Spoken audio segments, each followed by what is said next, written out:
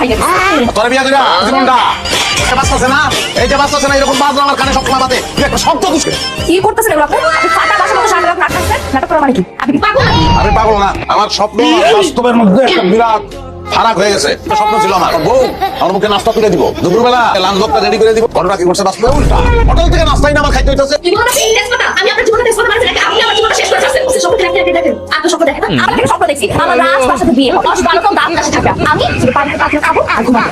দাঁত কাছে তো দূরের কথা। আমার সাথে আমার বিয়ে হচ্ছে সেটা আপনার বাড়ির মতো ঠিক মতো করতে পারে না। তুমি তো বাড়িতে নাই, তুমি কোনো বাড়িতে নাই। বাড়িতে থাকলে কাজ কাম করতে হয়, এটা তো 5 স্টার হোটেল। খাইতেছো দাইতেছো চিতো বুতে ঘুমাইতেছো, নাম ডিজাইনে ঘুমাইতেছো, ঘুরতে আসছো তো।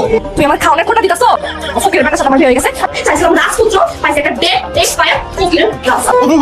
আমি তো বলতে পারি আল্লাহ তুমি আমার একটা প্যাকেট দিলা ধলা ভিতরে মাল কালা হালকাতা, তুমি একটা পিঠা ভিতর দিয়ে সদকার। আমি তো বলতে পারি আল্লাহ এই গজবটা আমার গলায় কি লিখে ঝুলাইলা, কি অন্যায় করছিলাম। তোর বিয়ে করে আমার জীবনে যত স্বপ্ন আছে সব